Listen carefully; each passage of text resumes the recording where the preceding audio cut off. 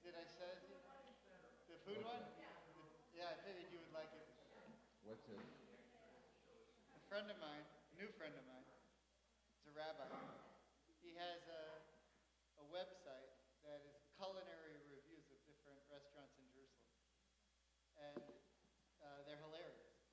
They're also, he's a foodie, which I'm not, but, The food is great. I love it. Oh, it's great. I'd rather have a falafel or a shawarma on the street than sit in some famous restaurant, for 6 hours. But the food is. But since you're there so much, you would appreciate it. So.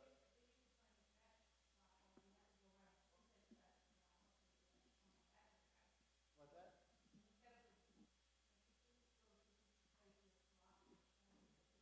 Yeah, sure. He does that too, and his ranking system is if he really likes the restaurant, he gives it 4 falafels. If it's pretty good, he gives it 3 falafels. What about the street vendors?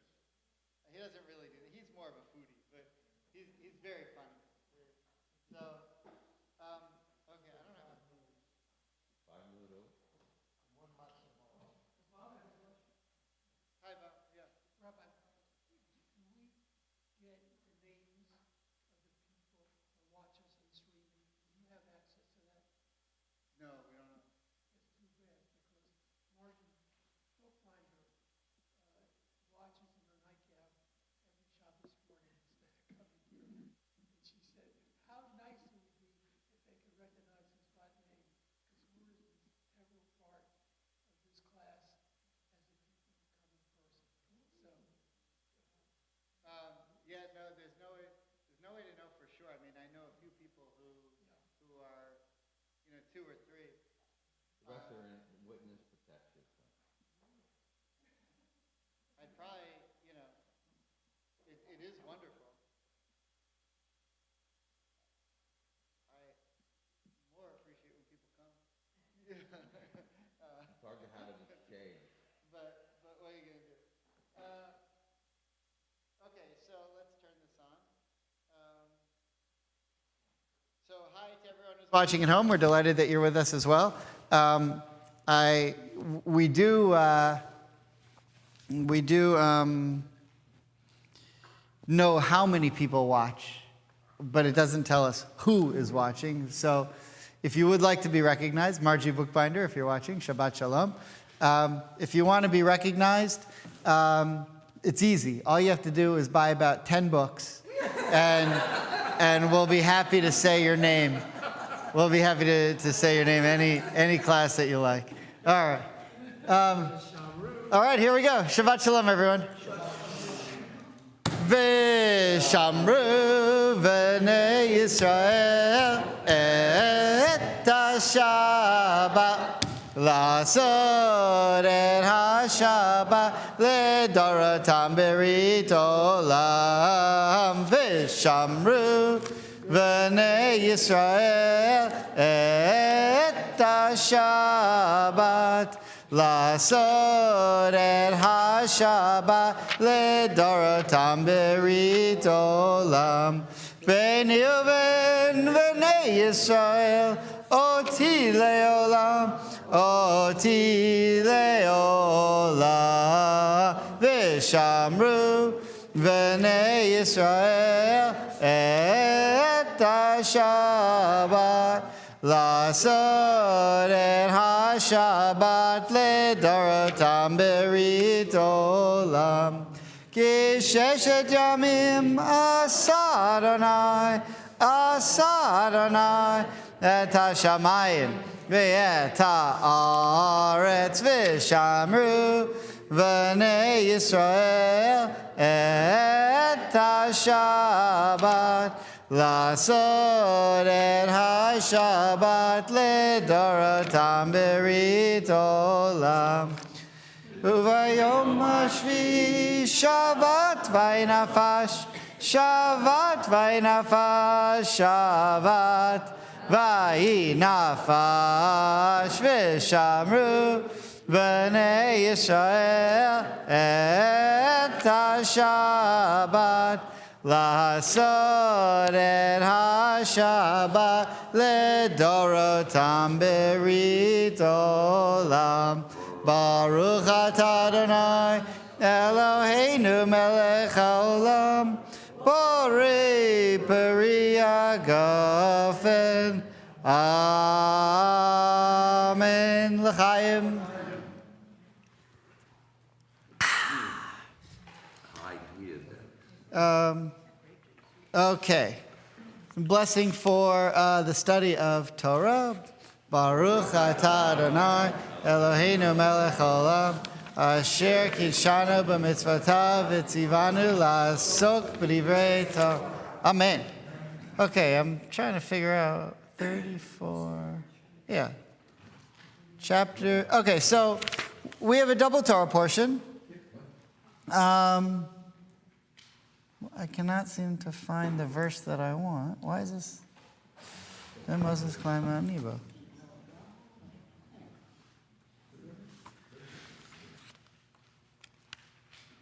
This is, oh, no wonder. Okay. So, the double Torah portion, the end of the book of Numbers, is called Matot Maseh. I want to try to figure out, the death of Moses, which comes chapter 34 at the end of Deuteronomy.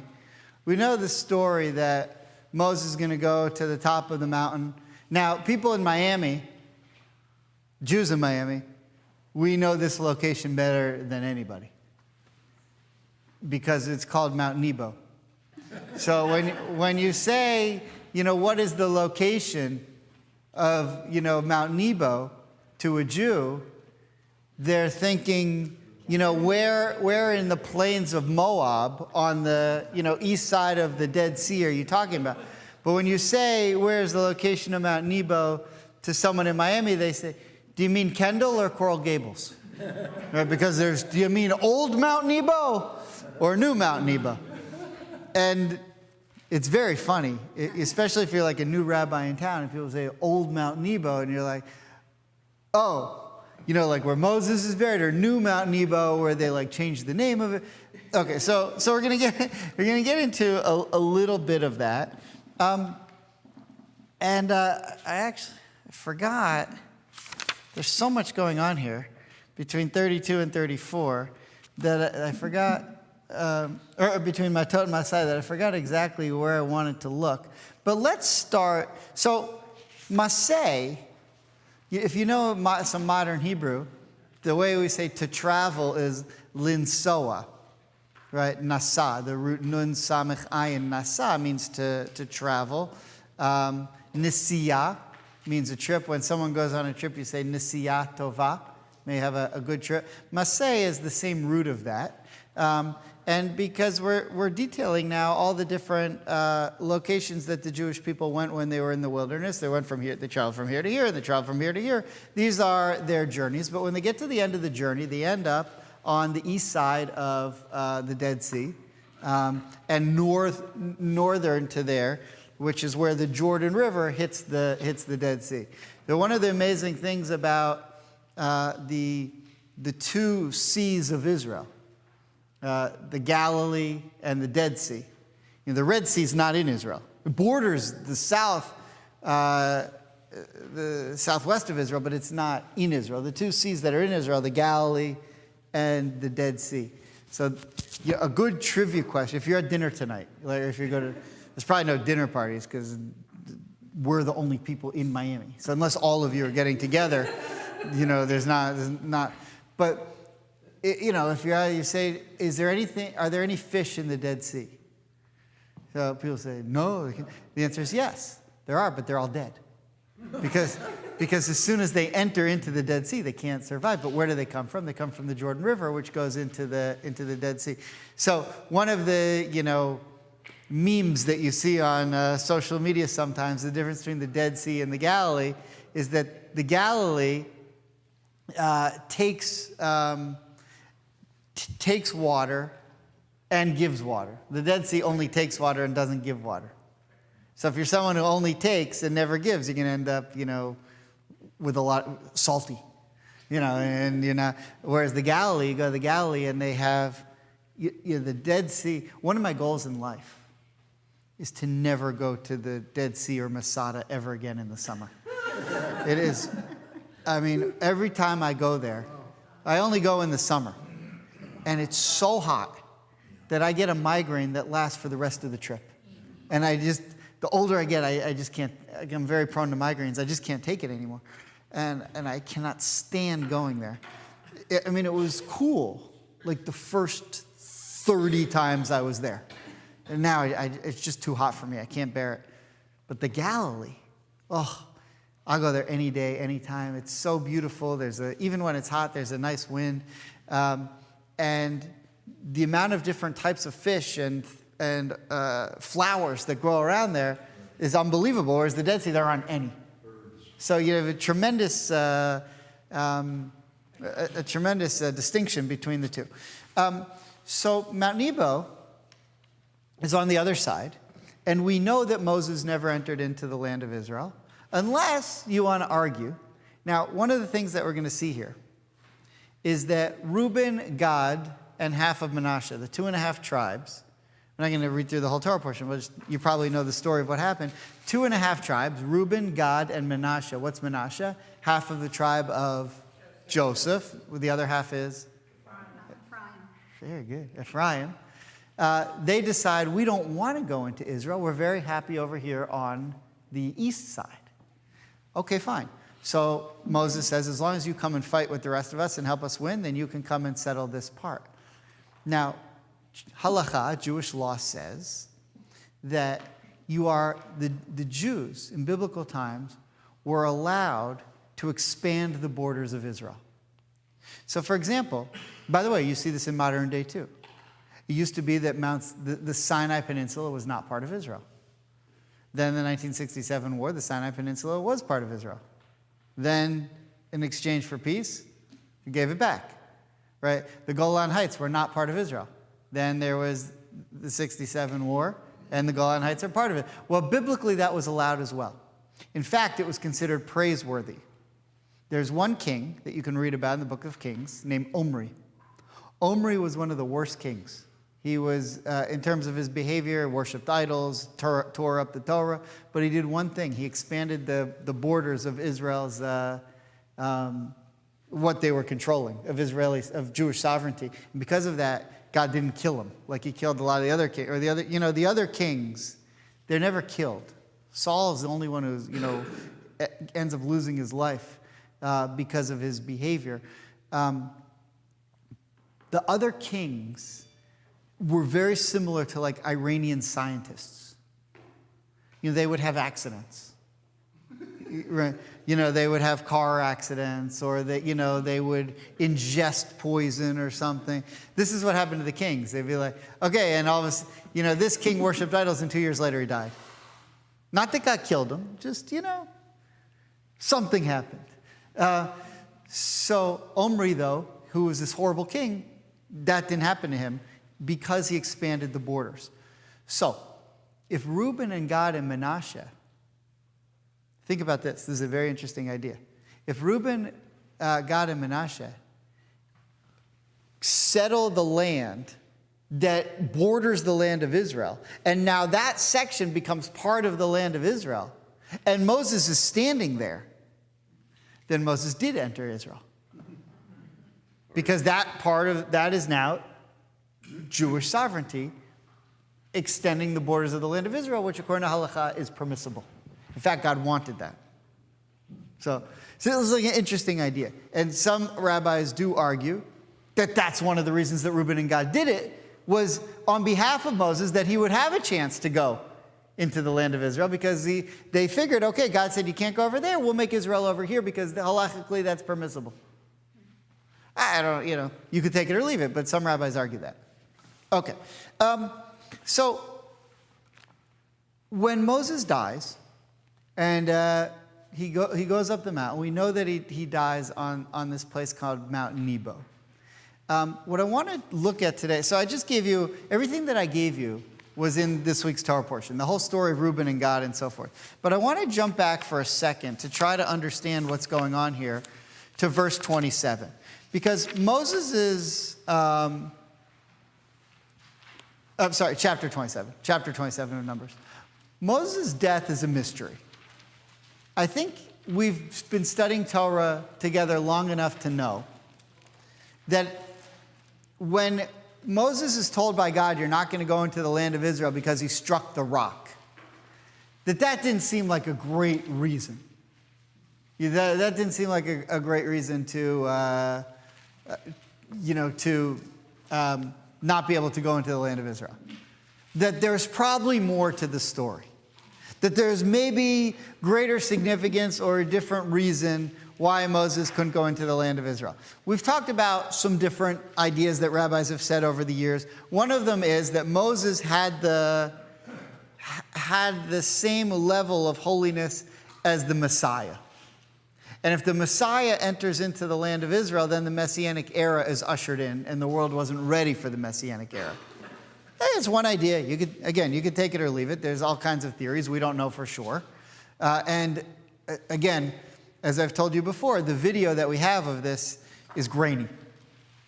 So it's hard to tell exactly what happened. Right. Okay. Jeff, I feel like you're the only one who gets me today. All right. Yeah, he's all right. All right, no wonder. Because some of this is good material. All right, so let's look now at chapter 27, verse 12. And this is the reason why I want to look here is even though Moses isn't going to die until the end of Deuteronomy, we're getting to the end. We're getting to Deuteronomy. Deuteronomy is Moses' sermons at the end of the Torah, and this is about the stage where he's going up to the pulpit where he's going to start delivering all these sermons. And this is the first time here in chapter 27 where God says to Moses, this is where you're going to die. This is the spot. Okay? So if you look at chapter 12, I'm losing my mind. Chapter 27, verse 12. Okay, is Norman okay? You feeling okay? Okay, good. All right, so we don't have Norman, but we've got the better half. So we can still, otherwise we'd be lost. We wouldn't know how to begin. Okay, verse 12. Everyone have it? Chapter 27, here we go. Adonai said to Moses, ascend these heights of Abarim and view the land that I have given to the Israelite people. When you have seen it, you too shall be gathered to your kin, just as your brother Aaron was. For in the wilderness of Zin, when the community was contentious, you disobeyed my command to uphold my sanctity in their sight by means of the water. Those are the waters of Meribah Kadesh in the wilderness of Zin. Yeah, we have a couple families at Beth Am whose last name is Zin. And I wanted them to purchase the courtyard here, out in between the buildings, and call that area the wilderness of Zin. But it didn't work. All right, it didn't work. How great would that be? So how do you get to the hub? Oh, you go through the wilderness of Zin. I mean, how much you well, right. I don't know if we don't have any families with that name, but yeah. Can't an anonymous donor do that and just call it? It's too late now. It's already been spoken for. What about Narnia? What? Yeah, look. If you have ideas, I'll be in my office. There's more naming opportunities we can discuss. Okay.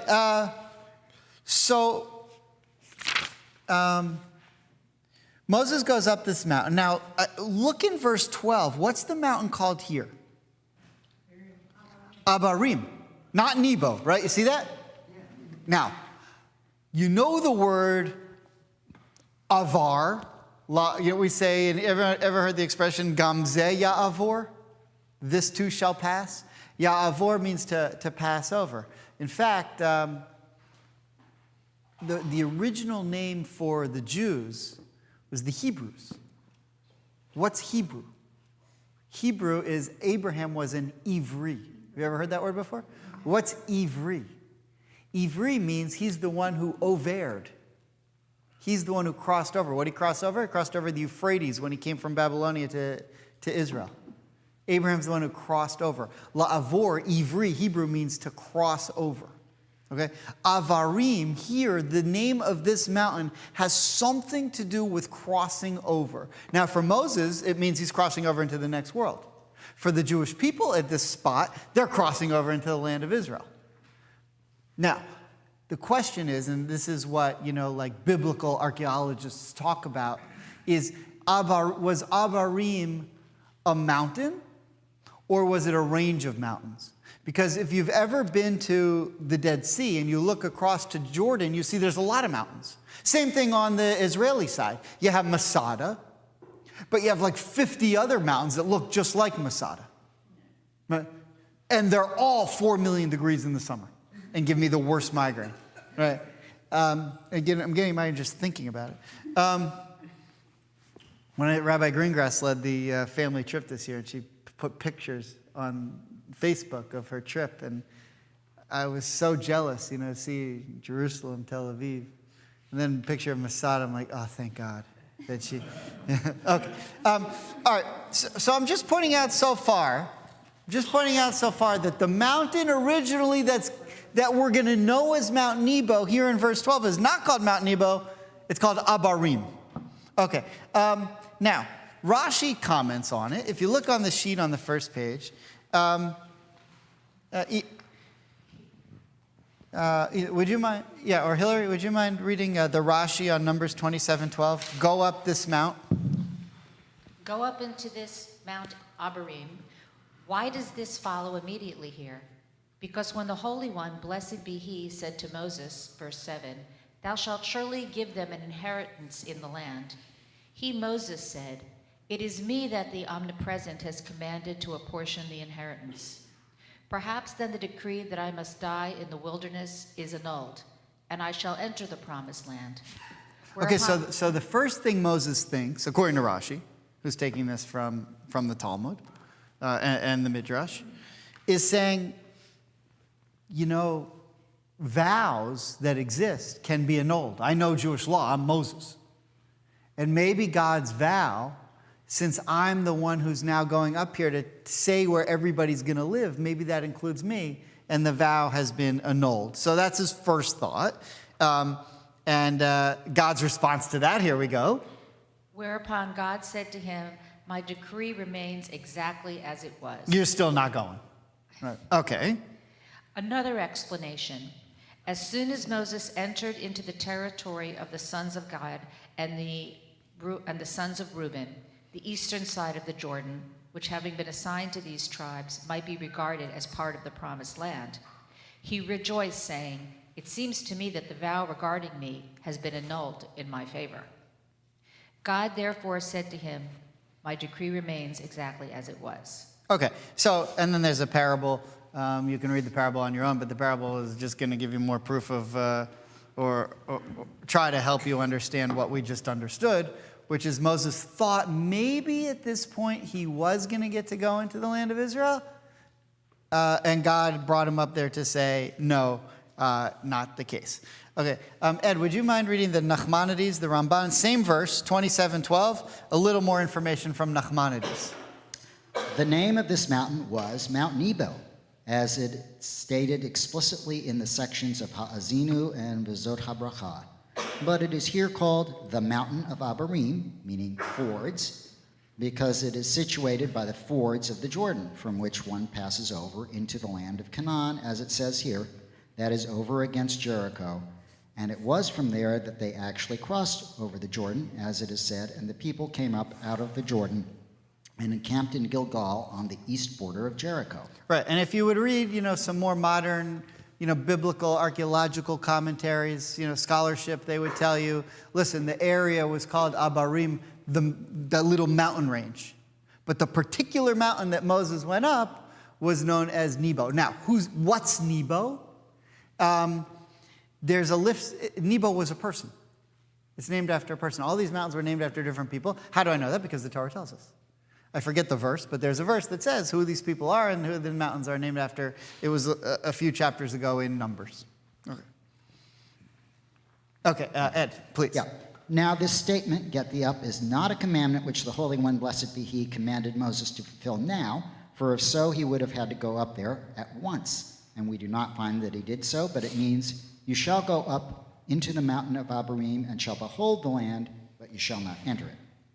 For since he had commanded Moses, unto these the land shall be divided, he informed him that it will not be divided by you, but you shall go up into the top of the mountain of Abarim before Israel journeys away from the land of Moab, and you will die therein, and all you will have of the land will be the site thereof. Similarly, verse 18, which says, take thee Joshua the son of Nun, means that when your time to die comes, you shall take Joshua, but it is not a command to do so now. And Scripture completed this episode by saying that Moses did so wholeheartedly, and this is the same act which is mentioned at the time of Moses' departure from the world, when he and Hosea the son of Nun spoke the words of the song.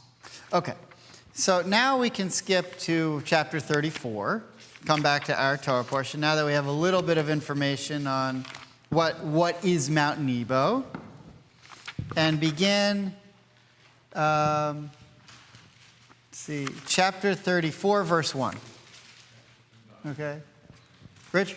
Everyone have chapter 34 in the book of Numbers, verse 1. Memento. Is there a map? Oh, that's helpful. The Lord spoke to Moses, saying, Does it show you put or? Okay. Let's give it a pop. The Lord spoke to Moses, saying, instruct the Israelite people and say to them, when you enter the land of Canaan, this is the land that shall fall to you as your portion, the land of Canaan, Not for me. with its various boundaries. Your southern sector shall extend from the wilderness of Zin, out there in the courtyard, alongside Edom. Your southern boundary shall start on the east, from the tip of the Dead Sea, and your border shall turn about southward of the ascent of the Akrabim, and pass along the Zin. And the goings out thereof shall be southward to Kadesh Barnea, and it shall go forth to Hazar Adar, and pass along to Asmon. Speaking of Amazon, if you go on Amazon, all right. You can get a map that shows you this. Okay, and it's going to go the other way to Amazon. And the border shall turn about from Amazon unto the brook of Egypt, and the goings out thereof shall be at the sea.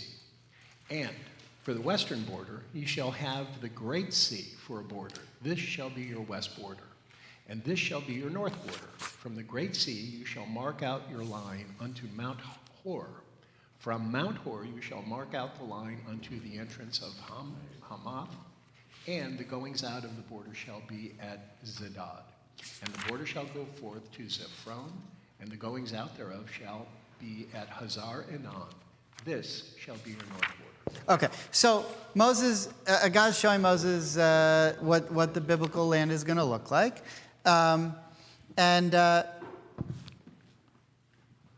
He's showing it to him from Mount Nebo. We know that from Nachmanides, who told us that Ibarim may have been the mountain range, but the one that Moses is standing on is Mount Nebo. I just want to show you now, if you can hold your spot and skip to Deuteronomy, and let's go back to Mount Nebo at the end when Moses is going to die, chapter 34 of Deuteronomy, verse 1. Yeah, can you use the mic? One quick remark. As I was reading that, every time I read this throughout the years, I've always felt terrible for Moses. Okay, because he did all of this and he couldn't enter the land. Yeah. As I was reading this, the concept that came to me was, behold. He is seeing, and the command is to behold. Yeah. I found reading this and seeing the borders and giving him a sense of the entire land was a gift, because he did have the chance to behold. Right. Yeah. So, last week I was in the Golan Heights, and we went with the army. It was unbelievable. I've been to Golan Heights a million times, but I've never been on the border with Lebanon. Now, everyone says I was up at the top of, you go up to the top, go to Metula or wherever, and you can see over into Lebanon. We were on the border. We were on the line. we could see Hezbollah soldiers walking about 100 yards away. It was unreal. We had a special tour with the army. And we were a group of 12 rabbis. But there was one rabbi who, wherever we went, took out a Tanakh and started reading where we were. And he was like a rabbi of rabbis. The guy was amazing. And he's like, if you look over there, that's where God showed Abraham the land. And it was powerful. And so the idea is that Abraham had that view. Abraham got to come in the land. Moses had a different view. But what did God really show them? And, part of the understanding is not only did God show them the land, but he showed them what the unfolding of Jewish history and what's going to happen, which is like an amazing thing. But why did Moses really want to go to the land of Israel?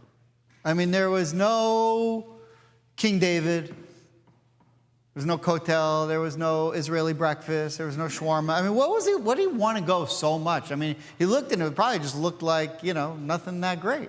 What was it that he wanted to do there? He wanted to do the mitzvahs that you could only do in the land of Israel. He wanted to do all the different mitzvahs. And here's God telling him, I know you want to go there and serve me, but I'm giving you credit for those mitzvahs. You don't need to do them. And it took Moses a long time to understand that because he really wanted to do it. It's like sometimes you want to do something for someone and they don't need it, but you really want to help them. So I was once, when I was in rabbinic school, I was in, this is when I was first diagnosed with really bad migraines, and I was in the hospital for a week. So every one of my classmates we were in this class where we were learning our skills of how to meet people in the hospital. So they all wanted to try out their skills on me. And one of my friends stayed for like 3 hours, and finally my mom said to him, you're making it worse. Like, you're making you've got to leave. Are you ever going to shut up? And I told him, look, afterwards, you need to work, stay a few minutes. No, I'm just, but I mean, he made it worse. All he wanted to do was help. And it wasn't helping. So what Moses wanted to do was help God by doing the mitzvahs, and God was saying, I don't need you to do them. We're good. It took Moses a long time to get that. But that's why he wanted to go into the land. Question? Comment? Just a comment. Yeah, can you say into the mic? We're getting good with the mic. Oh, next. Yeah. Okay. Can you hear me? Yeah. My question is, was Moses punished, or was your life considered life after death, that Moses really was never taken away in his relationship with Hashem, maintained after death? So what he did before he died was just a precedent to what it would be like after he died. Right. So really gone. So listen, you could. When we Jews toast each other, we say l'chaim, right? To life. We love life. So here's Moses on the verge of going to heaven. He's got to think that's going to be pretty fun. It's going to be great. All I want to do is do mitzvahs to be closer to God. Now I'm actually going to go and be with God. And there were other idolatrous, faiths that were cults of death, like Molech and so forth. But Judaism was the exact opposite of that. So even though we know that there's a heaven, now you may not believe that, but Moses did. We love life so much that we want to appreciate every moment we have here. And so, you could say it's solace to Moses that you're going to heaven, but the role model of Moses is, no, you want to appreciate every moment here as well. So, okay. By the way, that's why the Torah says, V'chai b'hem v'lo yimot b'hem. You should live by the mitzvahs and not die by them. That's in the Torah. So, yeah. It helps me understand, I guess, God more, because I always saw that as so cruel. Because here the guy Cool or labors- cruel? what- Cruel. Cruel. Oh, I thought you said cool. No, cruel. Okay, cruel with an okay, R. okay. Because here Moses takes the people and goes through in the 40 years and everything, and the end game, the end goal, the thing they're going for, oh, you can't go in because now I'm punishing you. And I guess I saw it as cruel because it was termed a punishment. So I thought, okay, I think that's too harsh, and what have you. And especially because poor Moses is over there saying, okay, maybe he didn't mean it. Okay, maybe I can really go in. And it was just very pathetic to me. But when you say that really it's more that he wanted to go in to do the mitzvot and he didn't need to because God already gave him the credit for that or what have you, it makes more sense. Huh. And maybe the end game isn't really anywhere here on earth. The end game is heaven. Huh. And he made it. Very nice. Very nice. I want to respond to that. I have, I think, a better, even more proof. Well, not more proof, but more support. But I still have 24 minutes to fill, and I don't want to give it away. So we'll get to it. Carol and then Bobby. So it seems like timing is very important to God. Okay. And the way we see timing and things is different. Sometimes the way we connect it is not the way God connected. As a matter of fact, I think that's so more times than ever. So perhaps indeed you're right that Moses was standing in the promised land, but it was not revealed to him at that time. And God has his reason why that's not revealed to him at that time. Right. I think that's the idea. I think that's it. Okay. Oh, yeah, Bobby? Let me give you a mic. Yeah. If there is one. There is? It seems to me that God had another motive in mind. Okay. He knew that there was a passing of leadership between Moses and Joshua. Right. And as most of us understand, it's hard for people to respect a new leader when the leader that they followed for so many years is still there. And I think that Moses' presence in the land while Joshua was leading the people would have been a very difficult paradigm and may have not led to the success that 100%. 100%. Yeah, it would have been impossible. impossible. Very good. Very good. Yeah, I mean, there's a lot more to talk about there, but and I think that's a really good point. But I have a lot more to get to. So, did we find chapter 34 of Deuteronomy? Okay, so Sherry, would you mind reading verse 1? Chapter 34, Deuteronomy. Moses ascended from the plains of Moab to Mount Nebo, to the summit of the cliff that faces Jericho, and Hashem showed him the entire land, the Gilead as far as Dan, all of Naphtali, and the land of Ephraim and Manasseh, and the entire land of Judah as far as the western sea, the Negev and the plain, and the valley of Jericho, city of date palms, as far as Zoar. And Hashem said to him, "This is the land which I swore to Abraham, to Isaac and Jacob, saying, I will give it to your offspring. I have let you see it with your eyes, your own eyes, but you shall not cross over to there." So Moses, servant of Hashem, died there in the land of Moab by the mouth of Hashem. He buried him in the depression, the land of Moab, opposite Beth Peor, and no one knows his burial place to this day. Moses was 120 years old when he died. His eyes had not dimmed, and his vigor had not diminished. The children of Israel bewailed Moses in the plains of Moab for 30 days, and the days of tearful mourning for Moses ended. Joshua, son of Nun, was filled with a spirit of wisdom, because Moses had laid his hand upon him, so the children of Israel obeyed him and did as Hashem had commanded Moses. Never again has there risen in Israel a prophet like Moses, whom Hashem had known face to face, as evidenced by all the signs and wonders that Hashem sent him to perform in the land of Egypt against Pharaoh and all his couriers. Okay. What verse are you on? I lost you. 10. Okay, could you just go back to 6 could you read 6 one more time? I must have missed something I was looking for. He buried him in the depression in the land of Moab, opposite Beth Peor. Okay, good. That's what I wanted to point out. Got it. I'm sorry, one more time. Listen, Sherry, can you read verse 6 one more time? Listen closely. We're talking a very specific location of where he buried him.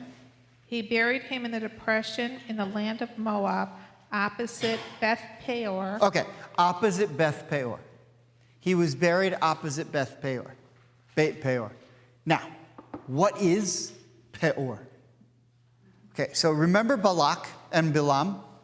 So Balak hired Bilam to curse the Jews. Every time he tried to curse the Jews, it didn't work. He ended up blessing the Jews. He got in a fight with a donkey, remember?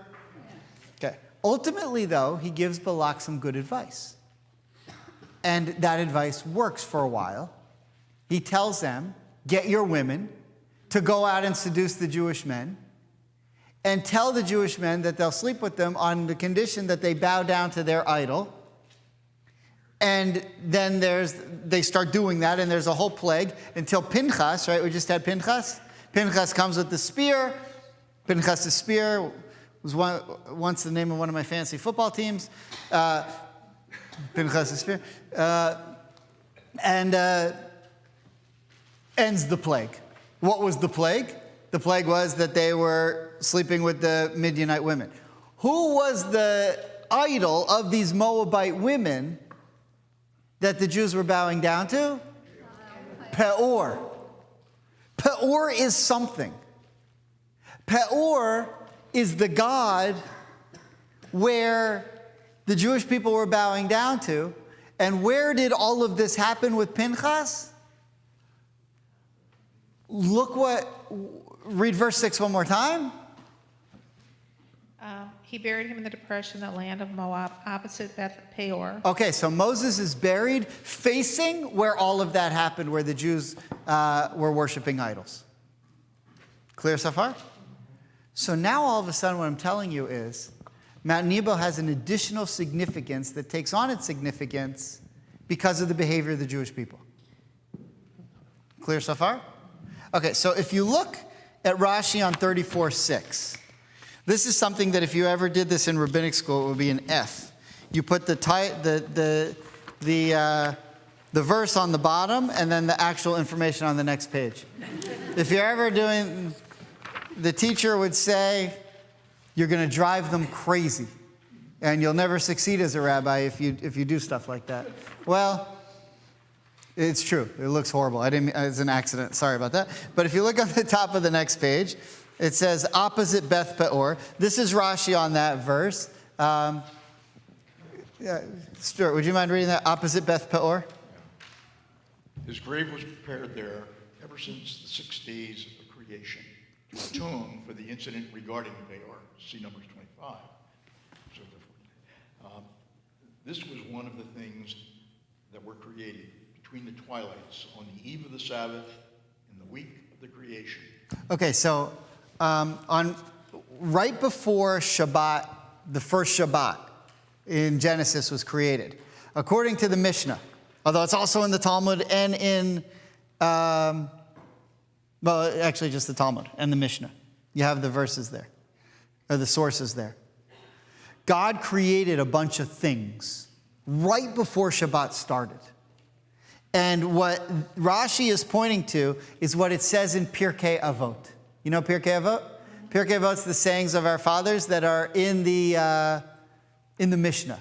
So I brought that Mishnah. If you look at the next source, Pirkei Avot 5:6. Stuart, would you mind reading that? 10 things. 10 things were created on the eve of the Sabbath at twilight. And these are they: the mouth of the earth, the mouth of the well, the mouth of the donkey, the rainbow, the manna, the staff of Moses, the shamir, the letters, the writing, and the tablets. And some say also the demons, the grave of Moses, and the ram of Abraham our father. So these are all different things that refer to things that happen in the Torah or the Tanakh, right? Moses' staff, the tablets that were used. This does not refer to iPads. It's a tough crowd today. I mean, some of this is really good stuff. So, Not everything hits home run. No, apparently not. But you see here the grave. So these are all different things that come about. It would actually be a fun class to go through each one of these things and see where they appear in the Bible and what they're talking about and why they needed to be created. But one of them here, according to some rabbis, is the grave of Moses, which means to say that God knew at creation that before the Jewish people were going to go into the land of Israel, they were going to have. I mean, think about it. Right before they go into the land of Israel, they could see it on the other side of the Dead Sea. The other side of the Jordan. The Jordan's not exactly the mighty Mississippi. You could jump over the Jordan River. They could see it. And still, there's this desire to go and sleep with all of the women from Moab and bow down to their gods and to the Midianite women and so forth. And they do that. And it's a horrible sin, and there's a terrible plague, and we have 2 Torah portions about it. All right, Pinchas and Balak. Okay, so because of that, God anticipated that. He dug the grave of Moses before Moses was even born. Before anyone was even born. Well, except Adam and Eve. They were around. So now the grave of Moses is in this place that thousands of years later he's going to need because of the sin. In other words, that the Jewish people, because of their sins, it was already ordained that Moses wasn't going to be allowed to go into the land of Israel. So what this is telling you is before Moses ever hit a rock, God already knew that Moses was going to die for a different reason. Now, getting into the rock and stuff, there are a lot of, really deep Kabbalistic ideas that would take us down a rabbit hole you wouldn't believe to be able to explain what the rock whole situation really meant, and it would need a lot more time to get into that, and it's fascinating. But for our purposes today, we can say, because of the sins of what the Jews did with Peor, Moses was going to die. Okay, a little bit. Yeah, a little bit. Now, let's look now.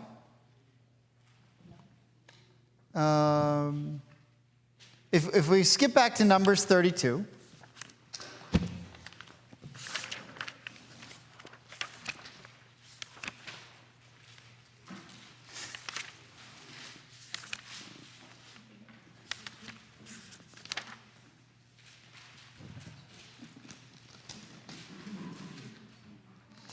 Okay, now,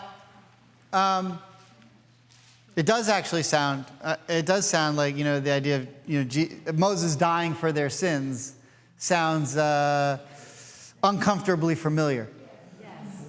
But the thing, first of all, where do you think they got all their, no, all right, I won't get into it. But it's different because this was just some Jews. Whereas Jesus dies for the sin of every Christian who ever lived and will live, right, of all time. This is just one little group of Jews.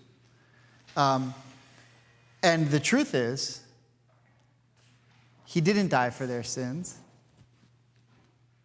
They died for their sins. Anyone who committed that sin died in the plague. So he didn't die for anyone's sins. You see what I'm saying? Anyone who committed that sin is already dead. But there's an idea to it. There's still, and there are some uncomfortable similarities. I don't deny that. But it is different. It's interesting. It's an interesting comparison. All right, if you look in chapter 32, verse 38, we again have, this is Matot, the first of this week's 2 Torah portions, where we have the name Nebo mentioned again. Right, and it says, well, my translation's a little different. Diane, would you mind reading do you have it, verse 38? Yeah. Nebo, Baal Meon, some names being changed, and Sibmah. They gave their own names to towns that they rebuilt. Okay, so Nebo, they just said they changed the name. Here we're seeing this was called something else, but now, and Nebo is an altered name. Why'd they change the name of the mountain to Nebo? Okay, so if you look at Rashi there, on the middle of the back page, it says, and Nebo and Baal Meon, their names being changed. Why the name changed to Nebo? Nebo, according to Rashi, Nebo and Baal Meon were the names of idols. And the Ammonites used to call their cities by the names of their gods.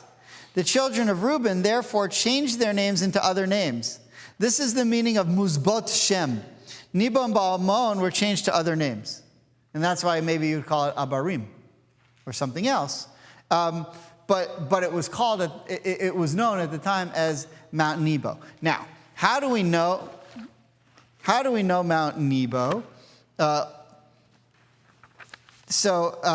I just want to read you a verse. I made you skip a lot of different places, but it says in chapter 33, verse 27 of Numbers, you can, if you don't believe me, you can look, but here's what it said. Back in the Torah portion of Balak, it said, Balak said to Bilam, "Go now, I shall take you to a different place. Perhaps it will be proper in God's eyes, and you will imprecate it for me from there."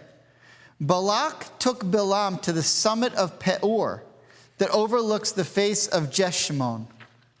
So there was another peak, there was another mountain that we know across from Nebo that was called Peor. How do we know that? Because of that verse. So not only was Peor a sin, but it was such a bad sin, and it happened at the place where the mountain was called Peor, which means to say that was the area where a lot of the sinning took place. And if you would do research on Peor, not rabbinic research, but if you just did like scholarly archaeological research, you see that a lot of the sinning that had to do with Peor involved sexual relations, licentiousness. And what was the sin that the Jews committed at Baal Peor with the Moabite and Midianite women? Licentiousness. It's a hard word to say. Okay, so that's what Peor was. Now, one more verse, and then we'll try to put this all together and make it make sense. If you look at the Rabbeinu Bachya on Numbers 32:3, so Numbers 32:3 says the following. Hold on, 30. It's a lot of skipping. Even I'm getting annoyed. Okay. So in verse 3 it says, Atarot en Dibon. Okay, this is the first, 32:3 is the first place we hear this name Nebo. It's a person. So if you want to look at chapter 32, verse 3, it says this. Atarot and Dibon and Jazer and Nimrah and Cheshbon and El Ale and Sibam, or Savam in Hebrew, and Nebo and Beon. Okay, so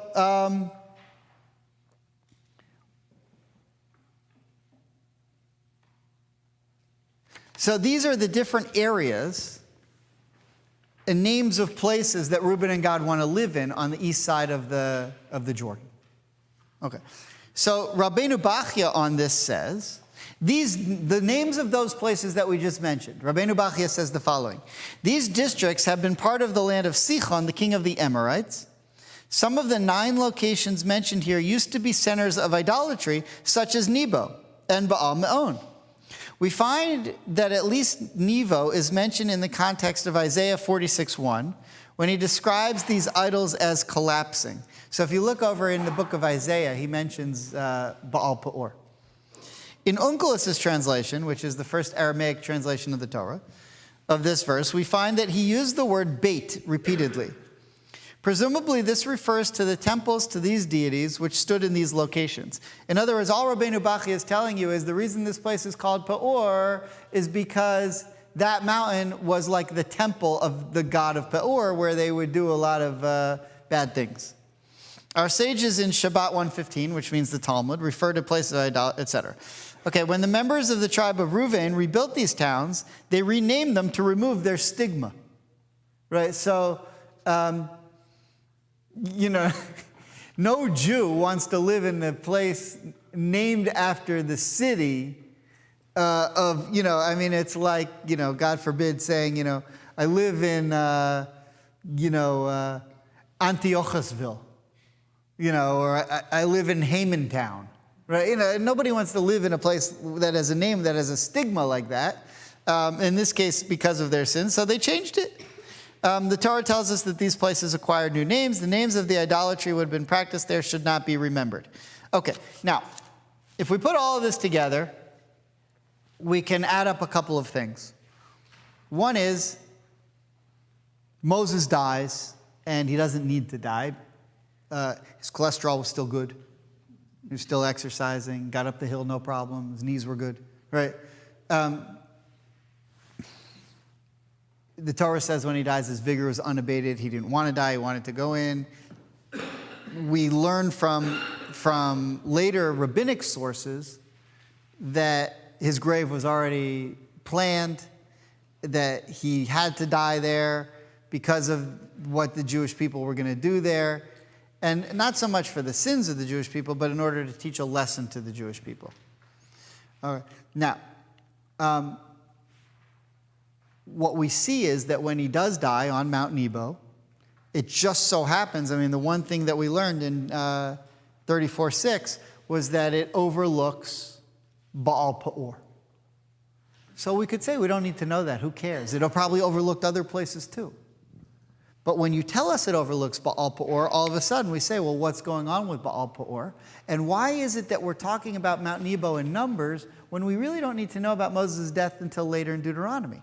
We're talking about it here because this is where all of that stuff with Baal Peor and Balak and all that stuff happens. And this is where Reuben and Gad are settling, and half the tribe of Manasseh. So is it possible as well that Reuben and Gad want to settle there for the purpose of being able to change the name of the place and remove the stigma of that place and honor Moses, because otherwise Moses is going to die in a place where the Jewish people sinned and the place is named after that? Maybe they can change it so that Moses doesn't have to be alone in, with the sin on the other side, while the Jews are having a wonderful time doing mitzvahs on the other side. And maybe this is a favor they're doing for Moses. On the other hand, yeah? Well, this was supposed to be a nice place. I passed the mic. Oh.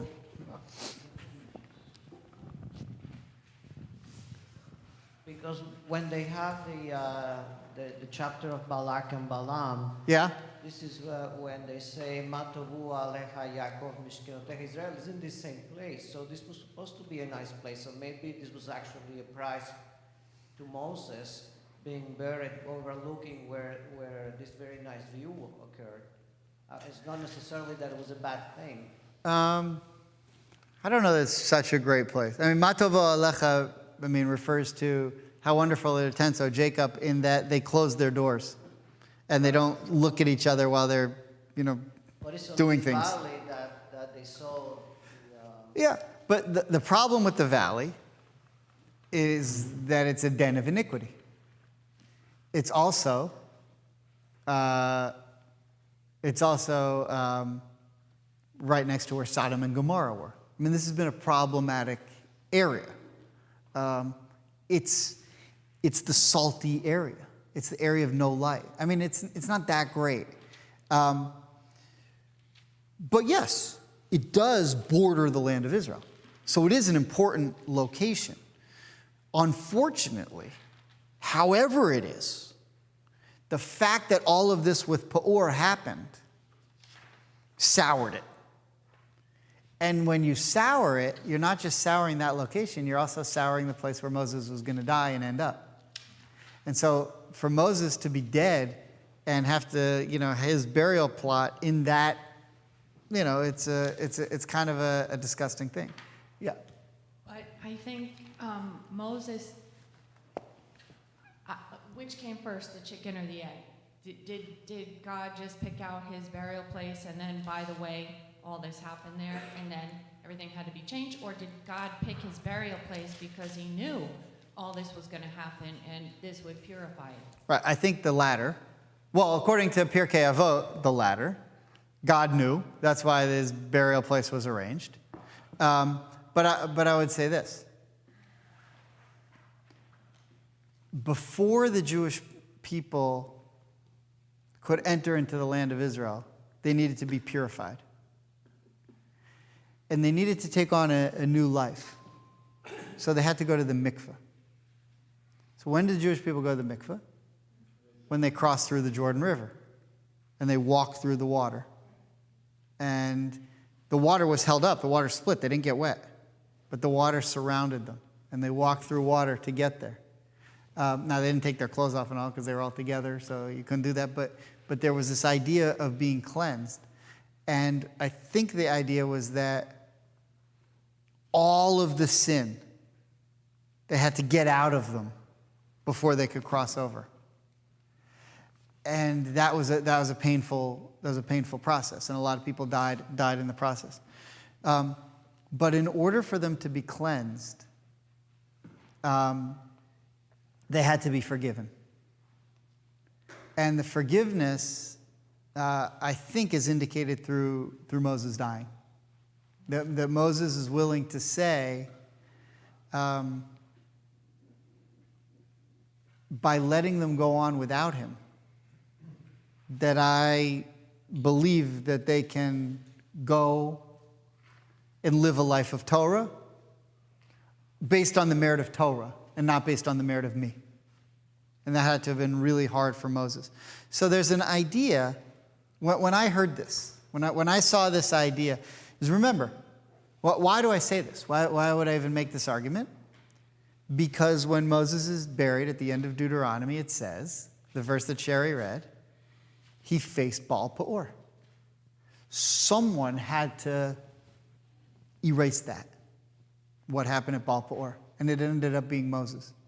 And Reuben and Gad did him a favor in saying, we'll stay here with you because we know that you're going to do that. But I heard this idea from the Baal Shem Tov. The Baal Shem Tov, there's no writings of the Baal Shem Tov you can read. You can only read what other rabbis said of things that he wrote. So the Lubavitcher Rebbe once said this idea. If you look at the end of the sheet, the Baal Shem Tov taught that a soul may descend from its high place in the heavens down into the world for 70 to 80 years or so just to do a favor for another. It's an amazing idea. And I think ultimately,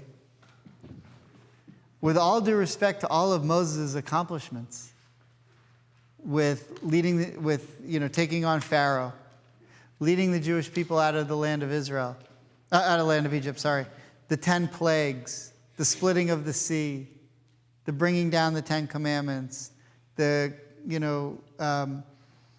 supervision of the construction of the Ark of the Covenant and everything. With all due respect to that, his greatest accomplishment may have been his death. When he was able to say to the Jewish people, I'm giving you now my stamp of approval, that despite everything that you've done, I believe that without me, you can go into the land of Israel pure and survive. By the way, we couldn't. The first temple was destroyed because of idol worship. The second temple was destroyed because we couldn't treat each other with respect. So, we're now, thank God, merited to live in the third commonwealth, but we still have some issues. We still, so to a lot of ways, the fears of Moses were justified. But in the final analysis, if you look at what Moses was willing to do in facing Baal Peor, not facing Jerusalem, facing Baal Peor, and if you also look at what Reuben and Gad were willing to do for Moses, you can start to come to the essence of what Judaism is all about, and at least what Moses was trying to teach the Jews in his death, which is this. Up until now, the only other religion is idolatry. And what we've been trying to focus on this whole 40 years in the wilderness is getting rid of idolatry, purging idolatry, and focusing on one God. But when I say that, it's not like there was Islam and Christianity and Buddhism and Hinduism and lots of different types of religions that try to find God and bring goodness into people's lives. The other religions were all idolatry. And idolatry was never moral. The reason the Torah hates idolatry so much is because it was immoral. Idolatry was about asking an idol for what you need. I don't feel well, idol, make me better. I need money, I need rain, I need whatever, give me, idol, give me this, give me this. And a lot of times the way the idol would say, okay, you want me to make it rain? Go have an affair. That was Baal Peor. It was all about licentiousness. It was all evil. None of the idols had love your neighbor as yourself. There was no tzedakah idol. There was no honor your mother and father idol. There was no do not steal idol. Every idol was about give me, give me, give me. And so for the Jewish people, right before they go into the land of Israel, to be in that give me, give me, give me phase through sexual immorality, that was everything that Moses was trying to tell the Jewish people not to do. So in his own death, by saying, I want to do something for you. And in Reuben and Gad, who get a bad rap historically, but Reuben and Gad, who at the same time say, Moses, we're going to do something good for you. We're going to stay here with you on the other side. The message of the Jewish people going into the land of Israel is not idolatry, give me, give me, give me. It's that we're trying to go up to a better place, aliyah, right, go up. We're trying to go up to a better place, to a religion that isn't selfish, but is about doing things for other people. And so when the Baal Shem Tov comes and says the only reason you may be here is because you're meant to do stuff for other people, if you're living a proper Jewish life, then you're living a life that's beyond yourself and that involves doing goodness for other people. And only in his death was Moses able to finally show the Jewish people, you got to get away from this me, me, me stuff and move over here where it's going to be about doing things for other people.